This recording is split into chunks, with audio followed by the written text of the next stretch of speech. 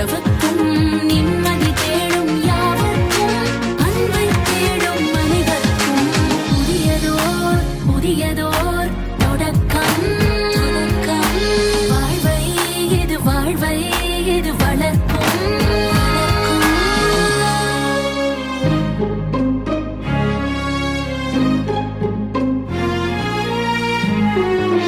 தோல்வியின் வலிகளை மறந்திட வெற்றியின் படிகளில் ஏறிட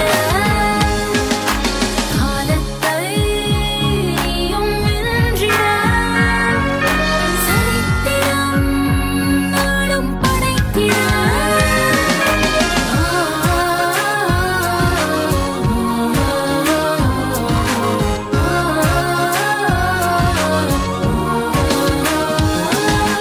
புதியதோர் தொடக்கம். வாழ்வை இது வளர்க்கும். புதியதோர் தொடக்கம். உலகை இது எழுப்பும்.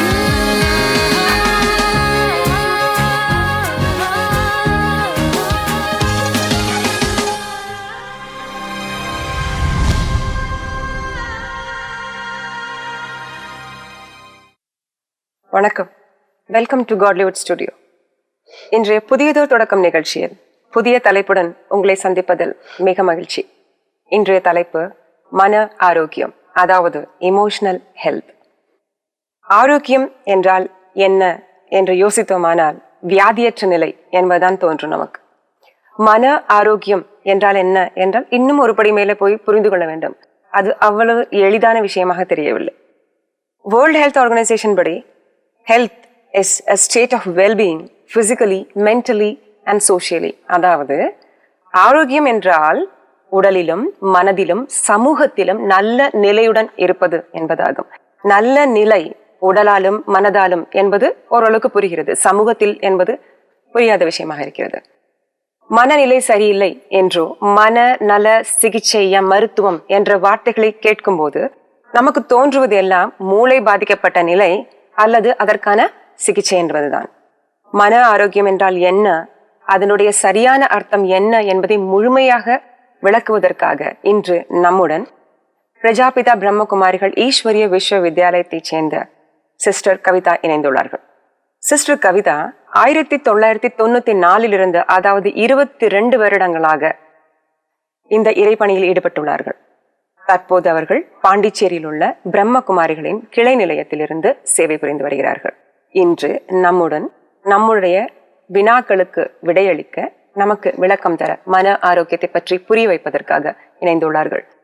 உங்கள் சார்பிலும் காட்லிவுட் ஸ்டுடியோவின் சார்பிலும் அவர்களை மனமாற வரவேற்கிறேன். வணக்கம் sister, welcome to Godlywood studio. Thank you. வணக்கம். ஓம் சாந்தி. ஓம் சாந்தி சிஸ்டர். சிஸ்டர், மன ஆரோக்கியம் என்பது வெரி டஃப் டாபிக். புரிந்து கொள்வது என்பது சாதாரண விஷயம் இல்லை. நாங்கள் என்ன உங்ககிட்ட எதிர்பார்க்குறோம், நேர்கள் என்ன உங்ககிட்ட எதிர்பார்க்குறோம் அப்படின்னா, மன ஆரோக்கியம் என்ன என்றது கொஞ்சம் எளிதான முறையில் ஈஸியான விஷயமா எங்களுக்கு கொஞ்சம் சொல்லிக் கொடுக்கணும். மன ஆரோக்கியம் நான் என்ன சொல்றேன்? இன்றைய உலகத்துல மனிதர்கள் ரொம்பவுமே ஹெல்த் கான்ஷியஸா இருக்கிறாங்க. ஒரு ஜெனரேஷன் பேக் பார்த்தீங்கன்னா இந்த அளவுக்கு ஹெல்த் கான்ஷியஸ் கிடையாது. இன்னைக்கு நம்ம ஆரோக்கியத்தை உடலை நல்லா வைத்திருக்கணுங்கிறதுக்காக வாக்கிங் பண்றாங்க, ஜாகிங் போறாங்க, பிராணாயாம்ஸ் பண்றாங்க, யோகாசனாஸ் பண்றாங்க, நேச்சுரோபதி, ஸ்ட்ரிக்டா வெஜிடேரியன் டயட் கூட எடுத்துக்கிறாங்க. இந்த அளவுக்கு நல்ல ஒரு விழிப்புணர்வுங்கிறது வந்திருக்கு. நிறைய ஹெல்த் கிளப்ஸ் கூட இப்பெல்லாம் ரொம்ப நிறைய இடத்துல ஆரம்பிச்சிருக்காங்க. அது எல்லாமே இருக்கு. அப்ப நம்ம ஆரோக்கியமா இருக்கணுங்கிறது மனிதர்களுடைய விருப்பமாக இருக்கு. ஆனா அந்த உடல் ஆரோக்கியத்திற்காக எல்லாமே செய்து கொள்றாங்க. இப்ப நமக்கு தெரியுது உடல் ஆரோக்கியமா இருக்கணும்னா நம்ம சில பயிற்சிகளை நம்ம செய்தே தீரணும் அப்படின்னு தெரியுது. மேலும் உடல் ஆரோக்கியம் இல்லை அப்படின்னா நம்ம தெரிஞ்சுக்கிறோம். ஏதாவது நம்ம உடல்ல டிஸ்கம்ஃபர்ட் இருக்கு, ஒரு பெயின் வலி இருக்குன்னா உடல்நிலை சரியில்லை அப்படின்ட்டு நம்ம அதை சரி பண்ணிக்கிறோம். அதே போலதான் மன ஆரோக்கியத்தை பற்றியும் நம்ம நல்லா உணர்ந்து கொள்ளலாம். எப்படின்னா நம்ம மனநிலை ஒரு முழு நாளை நீங்க பாருங்க அமைதியானதா இருக்கு. எல்லா சூழ்நிலையிலையும் வேலைகள் நம்ம செய்து கொண்டிருக்கும் போதும் நல்ல ஒரு அன்பானதாக நம்ம இருக்க முடியுது. முழு நாளும் நல்ல ஒரு மகிழ்ச்சியான நிலையில நம்ம மனநிலை இருக்குன்னா இப்ப நம்ம மனசு ஆரோக்கியமா இருக்குன்னு அர்த்தம். அந்த மனதை ஆரோக்கியமா வச்சுக்கிறது இன்றைய காலத்துல ரொம்ப ரொம்ப அவசியமானது. ஏன்னா மனிதர்கள் இப்ப என்ன சொல்றாங்க, சைக்காட்ரிக் டாக்டர்ஸ் கூடன்னு பாத்தீங்கன்னா, ஒரு வீட்டுக்கு ஒரு மனநிலை பாதிக்கப்பட்டவர்கள் இருக்கிறதுக்கு சான்ஸ் இருக்குன்னு சொல்றாங்க. அந்த அளவுக்கு ஒரு சாதாரண விஷயமா போயிடுச்சு மன ஆரோக்கியமற்ற நிலை. அதை எப்படி புரிஞ்சுக்கிறது சிஸ்டர்? உடல் வலி, தலைவலி அப்படின்னா என்னன்னு நமக்கு சிம்டம்ஸ், அதோட அறிகுறிகள் நமக்கு தெரியும். மன ஆரோக்கியமா இல்ல அப்படின்றது தெரிஞ்சிருது அதுக்கான அறிகுறிகள், அது எப்படி புரிஞ்சுக்கிறது? உடல் ஆரோக்கியம் சரியில்லைன்னா நமக்கு தெரியுது. அது அந்த ஒரு வலியை நம்ம ஃபீல் பண்றோம். ஒரு மெஷின் கூட கெட்டு போகுதுன்னு வச்சுக்கோங்களேன், அது முன்னாடியே நமக்கு சொல்லும். இப்போ ஒரு கிரைண்டர் கெட்டு போக ஆரம்பிக்குது அப்படின்னா அது ஸ்லோவா ஓடும், அதோட சவுண்ட் டிஃபரெண்டா இருக்கும். சோ இதெல்லாம் நம்ம தெரிஞ்சுக்கிறோம். அது ஏதோ அதுக்கு நம்ம கவனம் கொடுத்து அதை சரி பண்ணணும் அப்படிங்கறது. அதே போலதான் நம்ம மனசு கூட நமக்கு சொல்லுது. நீங்க பாருங்க, சின்ன சின்ன விஷயத்துல இன்னைக்கு மனிதர்கள் ரொம்ப இரிட்டேட் ஆகுறாங்க, எரிச்சல் பண்றாங்க. இப்ப நீங்க யாருக்காவது போன் பண்றீங்க, அவங்க எடுக்கலன்னா கூட மனநிலை உடனே ஒரு எரிச்சல் மாதிரி மனசு சத்தம் போட ஆரம்பிச்சிருது. அது போல நிறைய நம்ம பாக்குறோம். முழு நாள்லயும் நம்ம அமைதியும் சந்தோஷமும் சின்ன சின்ன விஷயங்கள்னால நம்ம இழக்கக்கூடிய ஒரு தன்மை. அதனால நம்ம புரிஞ்சுக்கலாம். அப்ப மனது என்ன சொல்லுதுன்னா, எனக்கு கொஞ்சம் கவனம் கொடுங்க, என்ன பாத்துக்கோங்க அப்படின்னு உள்ள இருந்து நமக்கு கிடைக்கிற அந்த வாய்ஸ், இன்னர் வாய்ஸ் தெரியுது, என்னப்பா கவனிச்சுக்கோ அப்படின்ற மாதிரி. அது போல நம்ம தெரிஞ்சுக்கலாம். அப்ப நம்ம மனநிலை நம்ம கொஞ்சம் கவனம் கொடுக்கணும், நம்ம எமோஷனல் ஹெல்த்துக்கு நம்ம கவனம் கொடுக்கணுங்கிறத நம்ம தெரிஞ்சுக்க முடியும். அதை நம்ம புரிஞ்சுக்கிட்டு நம்ம சில பயிற்சிகள் நம்ம செய்யும் போது ஆட்டோமேட்டிக்கா அதை நம்ம பாதுகாக்க முடியும். அப்போ மனநிலை மேலும் கீழும் ஆகும் போது அது உடலாலும் உணரப்படுமா? அதாவது உடலாலும் உணரப்படும் அப்படிங்கிறது, ஏன்னா உடல் ஆரோக்கியத்துக்கும் மன ஆரோக்கியத்துக்கும் நிறைய சம்பந்தம் இருக்கு. ஏன்னா நம்ம பாடி அண்ட் மைண்ட் ரெண்டுமே இன்டர் ரிலேட்டட். இப்ப நீங்க பாத்தீங்கன்னா, நம்ம பயம்ங்கிறது ஒரு உணர்வு இல்லைங்களா? அப்ப அந்த பய உணர்வு உடல்ல வருது. இப்ப ஏதோ ஒரு விஷயத்த நம்ம பாக்குறோம், பயப்படுறோம் மனசுல. அப்ப என்ன ஆகுதுன்னா, மனசுக்கு பயம் வருது, ஆனா உடல் எல்லாம் நடுங்க ஆரம்பிச்சிருது. ஹார்ட் பீட்டோட ரேட் வேர்க்க ஆரம்பிச்சிருது, அதிகமாகுது. அப்ப இது போல நம்ம பாக்குறோம். அப்ப மனசுக்கு தான் பயம் வந்தது, ஆனா உடலும் சேர்ந்து ரியாக்ட் பண்ணுது. அப்ப உடலுக்கும் மனசுக்கும் ரொம்ப சம்பந்தம் இருக்கு. அப்ப நம்ம மனசை ஆரோக்கியமா வைக்கும் போதுதான் அந்த உடல் ஆரோக்கியத்தை கூட நம்ம காப்பாற்றி கொள்ள முடியும். சவுண்ட் மைண்ட் இன் சவுண்ட் பாடி அப்படின்னு சொல்லுவாங்க. ரைட். அது போலதான் நம்ம நம்மளுடைய முழு நாளினுடைய உணர்வுகள் எப்படி இருக்கு, நம்மளுடைய எண்ணங்கள் எப்படி இருக்கு அப்படிங்கறதையும் நம்ம கவனம் வச்சோம்னா நம்ம அதை காப்பாற்றி கொள்றது ரொம்ப சுலபமாக இருக்கும். சிஸ்டர், இந்த மாதிரி நம்ம நிலை, மனத்தோட நிலை, அதோடைய ஏற்றத்தாழ்வுகள் அப்படிங்கும்போது மூட் ஸ்விங்ஸ்ன்னு சொல்லுவோம் இல்லையா? இன்னைக்கு மூடு இல்லை, அந்த நாள் முழுக்க எந்த வேலையை செய்வதற்கு இஷ்டம் இருக்காது. அப்போ இது என்னுடைய உடல் ஆரோக்கியத்தையும் பாதிக்கலாம், அப்போ என்னுடைய மற்ற வெளி தொடர்புகளையும் அது பாதிக்கலாம். இன்றைய உலகில் மன உளைச்சல், மன அழுத்தம், விரக்தி இல்லையா, ரொம்ப சாதாரணமா ஸ்கூல் பசங்க கூட டென்ஷன், ஃப்ரஸ்ட்ரேஷன், டிப்ரெஷன் இந்த வார்த்தைகள் சொல்லிட்டு இருக்காங்க. அது இதை புரிஞ்சுக்கிட்டு அதை எப்படி அதுல இருந்து வெளியில வருது சிஸ்டர்? அதுக்கு என்ன காரணம்? நிறைய காரணங்கள் சொல்றாங்க. அதுக்கான முதல் காரணம் எதுவா இருக்கும்? மனநிலையை ஆரோக்கியமா வச்சுக்க முடியாம போறதுக்கான காரணம். அதாவது என்னன்னா, நம்ம நீண்ட காலமா அதற்கான கவனம் கொடுக்காததுதான் அதுக்கான காரணமா இருக்கு. இப்ப உடல்ல சாதாரண தலைவலி வந்தா கூட உடனே நம்ம ஒரு டேப்லெட் எடுத்துக்கிறோம், உடனே அதை சரி பண்றதுக்கான ஏதாவது ஒரு முயற்சிகளை நம்ம செய்யறோம். ஆனா மனதிற்க பத்தி நம்ம கவலைப்படுறது இல்ல. இப்போ முழு நாள் நம்ம மனது கவலையில போட்டுன்னு விட்டுடுறோம். டென்ஷனா இருக்கா, சரி இருக்கட்டும்னு விட்டுடுறோம். நிறைய கோபம் வருதா, சரி வந்துட்டு போட்டோன்னு விட்டுடுறோம். அதை சரி பண்ணிக்கணும் அப்படிங்கிற ஒரு முயற்சிகளை நம்ம எதுவும் எடுக்கிறது இல்ல. அதனால பாத்தீங்கன்னா நம்ம மூடு அடிக்கடி மாறிக்கொண்டே இருக்கு. நீங்க சொன்னது ரைட். அப்போ ஒரு ஸ்விட்ச் இருக்குன்னு வச்சுக்கோங்க, அதை நம்ம கொஞ்ச நேரம் ஆன் ஆஃப் கண்டினியூஸா பண்ணிட்டே இருந்தோம்னு வச்சுக்கோங்களேன், அப்போ அதோட நிலை என்ன ஆகும்? கண்ட்ரோல் இல்லாம போயிடும். அதே போலதான் நம்மளோட மனநிலை கூட.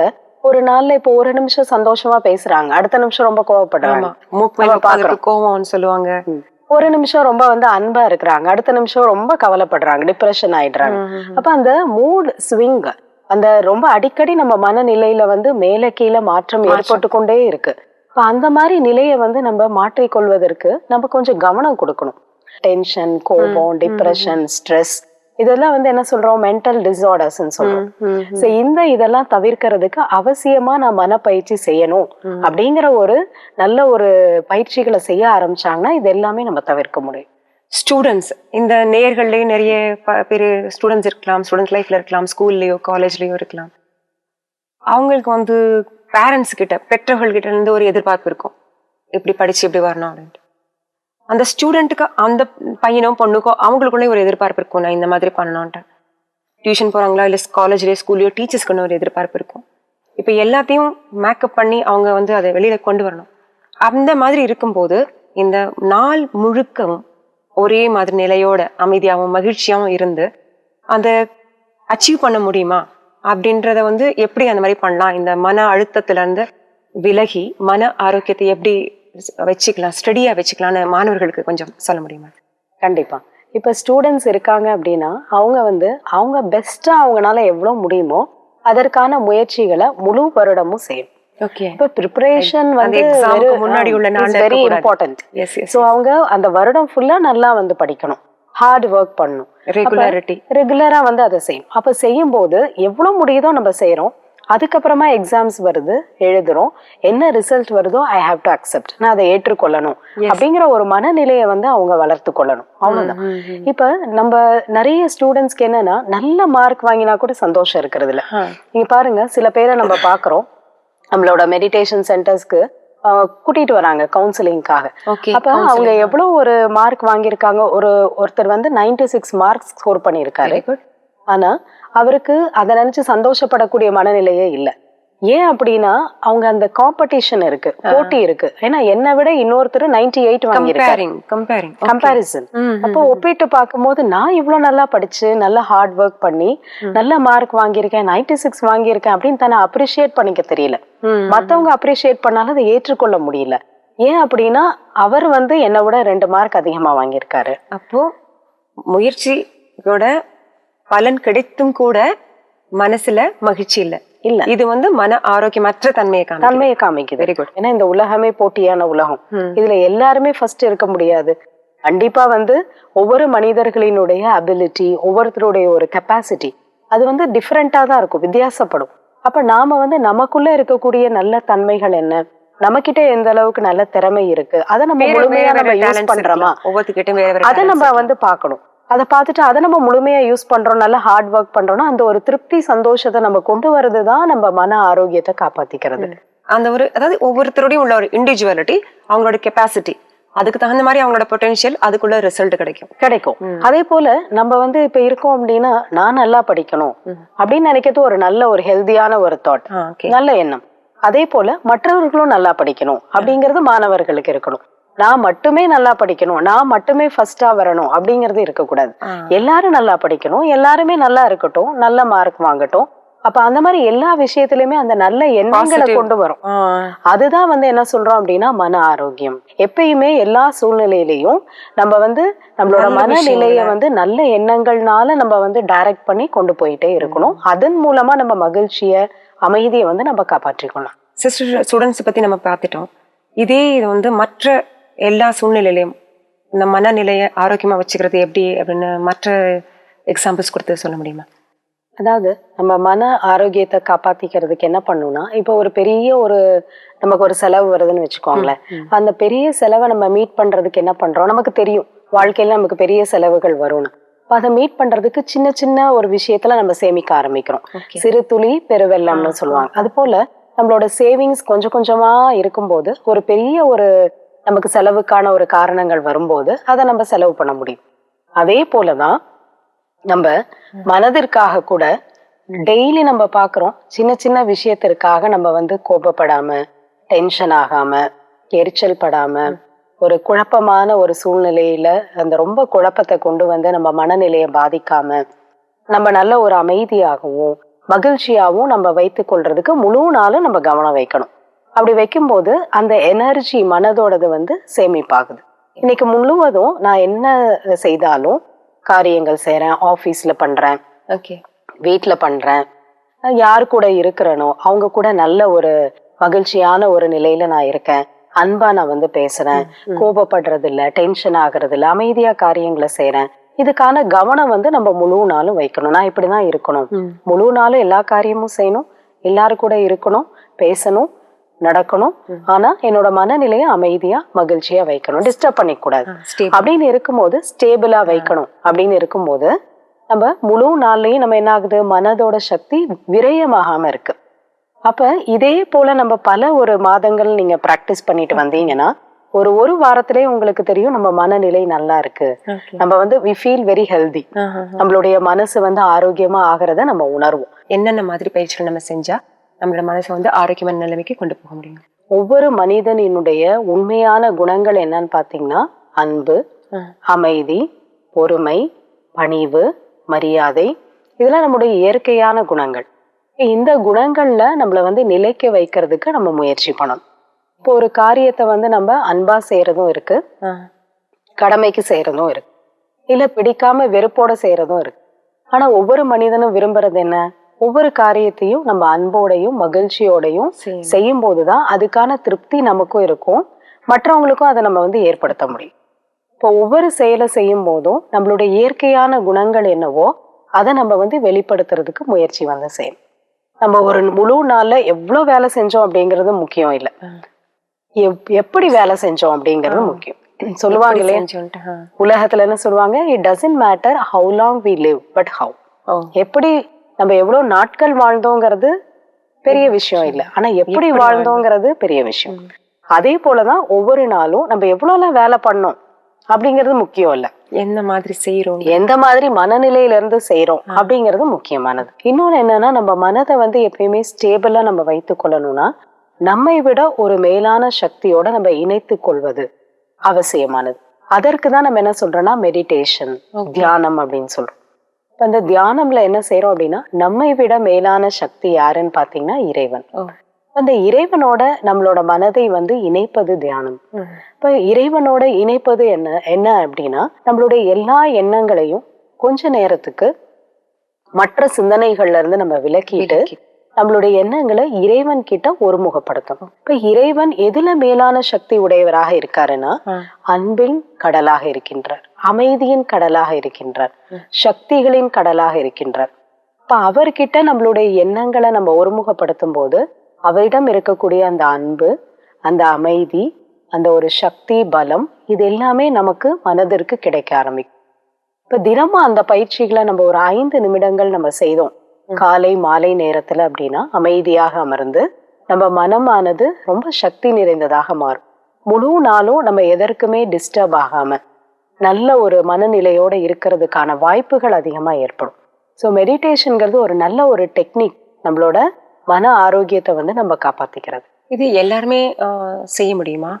இதை கத்துக்கிறதுக்குன்னு தனியா ஏதாவது விதிமுறைகள் இருக்கா? இப்படிதான் ஆரம்பிக்கணும், இப்படிதான் செய்யணும் அப்படின்னு? அது எப்படி நம்ம வந்து இறைவனோட எப்படி நம்ம இணைக்கணும் அப்படின்றது இன்னும் கொஞ்சம் எளிமையா சொல்லி. அதாவது ஒவ்வொரு நாளும் நம்ம வந்து இதற்காக ஒரு 5 நிமிடங்கள் நம்ம வந்து ஒதுக்கணும், அமைதியாக நம்ம உட்காரணும். நம்ம பல சிந்தனைகள்ல இருந்து, அதாவது நமக்கு முழு நாளும் வரக்கூடிய சிந்தனைகள் பாத்தீங்கன்னா நிறைய நம்மளுடைய வேலைகளை பற்றி இருக்கும், நம்ம உடலை பற்றி இருக்கும், மற்ற மனிதர்களை பற்றி இருக்கும், ஈவன் பிசினஸ், பணம், இதை பற்றி இருக்கும், இந்த ஃபியூச்சர், எதிர்காலத்தை பற்றி இருக்கும். நிறைய பேரு கடந்த விஷயங்கள், பாஸ்ட், அதை பத்தி இருக்கும்.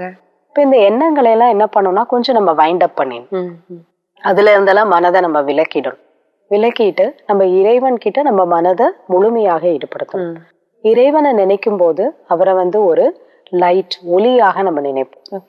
இறைவன் அனைவருக்கும் ஒருவர் தான். அவரை நம்ம பரமாத்மா, சுப்ரீம் சோல் அப்படின்னு சொல்றோம். அவர் எல்லா சக்திகளிலும் நிறைந்தவரா இருக்கார். அப்ப அந்த ஒளிமயமான ஜோதியான இறைவனை நம்ம மனதால நம்ம நினைக்கணும். இப்ப இறைவன் ஒரு அமைதியின் கடல். அப்ப அந்த அமைதியின் கடல்ல அவர் முன்னாடி நான் இருக்கேன், அந்த அவரை மட்டுமே நான் மனதால பாக்குறேன், அவரை மட்டுமே நான் சிந்திக்கிறேன். அந்த அமைதியினுடைய சக்தி எனக்குள்ள நிரம்பிட்டே இருக்கு, என்னோட மனதிற்கு கிடைத்து கொண்டே இருக்கு அப்படிங்கிற எண்ணங்களோட நம்ம வந்து அமைதியாக அமர்ந்து அவரை சிந்தனை பண்ணுவோம். ஒரு 5 நிமிடங்கள் தினமும் இந்த பயிற்சியை செய்யும் போது மனதிற்கு தேவையான அந்த பலம், எனர்ஜி, அமைதி, அந்த சக்தி அனைத்துமே நமக்கு கிடைத்துவிடும். ஒரு எளிமையான பயிற்சி, சிறியவர்கள்ல இருந்து பெரியவங்க வரைக்கும் இதை செய்ய முடியும். ஸ்டூடெண்ட்ஸ் கூட தினமும் இந்த பயிற்சிகளை செய்யும் போது அவங்களுக்குள்ள ஏற்படக்கூடிய படிப்பினால ஏற்படக்கூடிய அந்த டென்ஷன், எக்ஸாம் டைம்ல அவங்களுக்கு வரக்கூடிய ஒரு கவலை, ஒரு பயம், அதெல்லாம் விலகலாம். ஏன்னா நமக்கு ஒரு தன்னம்பிக்கை வரும். நம்ம இறைவன் கிட்ட இருந்து நமக்கு ஒரு சக்தி வந்து கிடைக்குதுங்கும் போது அது நம்மளோட மனோபலத்தை வந்து அதிகப்படுத்துது. ஆனால் நமக்குள்ள இருக்கக்கூடிய பலவீனங்கள், இந்த பயம், இந்த குழப்பங்கள், டென்ஷன், இதெல்லாம் நம்மளோட பலவீனம். இப்ப இந்த பலவீனங்கள்னா நம்மளை விட்டு போகிறதுக்கு நிறைய வாய்ப்புகள் இருக்கு. இதை தொடர்ச்சியா நம்ம வந்து செய்யும்போது வாழ்க்கையில பல மாற்றங்களை வந்து நம்ம பார்க்க முடியும். Very nice, very nice. Sister, இந்த ஸ்டூடெண்ட்ஸை பற்றி நீங்கள் சொன்னீங்க. இப்போ அவங்க வந்து மெடிடேஷன் பண்ணாங்கன்னா அவங்கள இந்த நல்லா இருக்கும் அப்படின்னு. வந்து அந்த அவங்க ஏதாவது மெடிடேஷன் பண்ணுறதுனால மெமரி பவரில் படித்ததெல்லாம் நல்லா ஞாபகம் இருக்கும், அந்த மாதிரி அவங்களுக்கு ஏதாவது பெனிஃபிட் இருக்குமா? அந்த மாதிரி கண்டிப்பா. அதாவது கான்சென்ட்ரேஷன் பவர் அப்படின்னு சொல்லும் போது அதுல எல்லா சக்தியும் இருக்கு. உலகத்துல என்ன சொல்லுவாங்கன்னா, the power of concentration is the master of all powers. அப்ப யாருக்கு மனதை ஒருமுகப்படுத்தக்கூடிய ஒரு சக்தி இருக்கோ அவங்களுக்கு எல்லா சக்திகளும் வந்துருமா. அப்ப எப்ப நம்ம மெடிடேஷன்ல நம்ம சிந்தனைகள், எண்ணங்களை ஒருமுகப்படுத்துறோமோ அந்த கான்சென்ட்ரேஷன் வந்து நமக்கு வர ஆரம்பிக்குதோ, அப்ப நம்மளுடைய மெமரி, நம்மளுடைய மற்ற விதமான ஒரு சக்திகள், மனோபலம் எல்லாமே அதிகரிக்கிறதுக்கு நிறைய வாய்ப்புகள் இருக்கு. இதே மாதிரி காம்படிட்டிவ் எக்ஸாம்ஸ் அதெல்லாம் நம்ம ஃபேஸ் பண்றோமோ, இல்ல மற்றபடி உலகம் முழுக்க இருக்கக்கூடிய விஷயங்கள் எல்லாத்துலயுமே மெடிடேஷன் உதவுமா? கண்டிப்பா. இன்னைக்கு உலகத்துல பாத்தீங்கன்னா, நம்ம உலகத்துல பெரிய பெரிய பொலிட்டிக்கல் லீடர்ஸ் ஆகட்டும், இல்ல வந்து ரிலீஜியஸ் லீடர்ஸ், தர்ம தலைவர்கள்னு சொல்றோம், இல்ல அரசியல் தலைவர்கள்னு சொல்றோம், அவங்க எல்லாருமே வாழ்க்கையில வந்து ரொம்ப ஒரு வெற்றி நிறைந்த மனிதனா, ஒரு சக்சஸ்ஃபுல் பர்சனா வர்றதுக்கான ஒரு முக்கியமான காரணம் என்னன்னு பாத்தீங்கன்னா அவங்க மன ஆரோக்கியம், அதான் அந்த மனோபலம். அந்த மனோபலம் படைத்தவர்கள், அந்த வில் பவர் இருக்கிறனாலதான் அவங்க வாழ்க்கையில பெரிய வெற்றிகளை வந்து அவங்க அடைய முடிஞ்சது. ஃபார் எக்ஸாம்பிள் நீங்க பாருங்க, நம்ம வந்து காந்திஜி நம்ம பாக்குறோம், புத்தா, கிரைஸ்ட், இவங்க எல்லாம் பாத்தீங்கன்னா எப்படி இருந்தாங்க? அவங்களுக்கு மன ஆரோக்கியம் நிறைய இருந்தது. மன பலம் உடையவர்கள் தான் மன ஆரோக்கியம் உடையவர்கள் சொல்ல முடியும். இப்ப அந்த மன பலம் உடையவர்கள்னு யார சொல்ல முடியும் அப்படின்னா, யார்கிட்ட வந்து அன்பும் அமைதியும் அகிம்சையும் நிறைய வந்து மன்னிக்கக்கூடிய தன்மையும் பொறுமையும் இருந்ததோ அவர்கள் தான் மன ஆரோக்கியம் உடையவர்கள். இப்ப மதர் தெரசா எடுத்துக்கோங்க, எவ்வளவு பொறுமையும் அன்பு. இப்ப அந்த அன்பும் பொறுமையும் இருக்கும்போது அவங்க நினைச்ச காரியத்தை சாதிக்க முடிஞ்சது. எவ்வளவு பேருக்கு அவங்க பெரிய சேவைகள் வந்து செய்ய முடிஞ்சது. எவ்வளவு பெரிய எதிர்ப்பு வந்து வந்தது காந்திஜிக்கு. ஆனால் அவரு அகிம்சையோட இருந்துதான் நான் வந்து இதை வெற்றி அடைவேன்னு நினைச்சாரு. ஒரு பிரின்சிபல். அதை ஃபாலோ பண்றதுக்கு அவ்வளவு மனோபலம் தேவையா இருக்கு. அந்த மனோபலம் இருந்தனாலதான் அவருடைய என்ன கொள்கையோ அகிம்சையா இருந்து நான் வந்து சுதந்திரம் வாங்கணும், அதை வந்து அவர்னால அடைய முடிஞ்சது. இப்ப யாருடைய மனதுல வந்து அந்த அமைதி இருக்கு, பொறுமை இருக்கு, விட்டு கொடுக்கக்கூடிய தன்மை இருக்கு, ஒரு மன்னிக்கக்கூடிய தன்மை இருக்கு, இதெல்லாம் வந்து மனோபலத்தோட ஒரு அடையாளம். மன ஆரோக்கியம் உடையவர்கள் கிட்ட இந்த நல்ல பண்புகள்லாம் இயற்கையாகவே வந்து இருக்கும். ஸோ அவங்கதான் மனோபலம் படைத்தவர்கள். ரொம்ப ரொம்ப நன்றி சிஸ்டர்.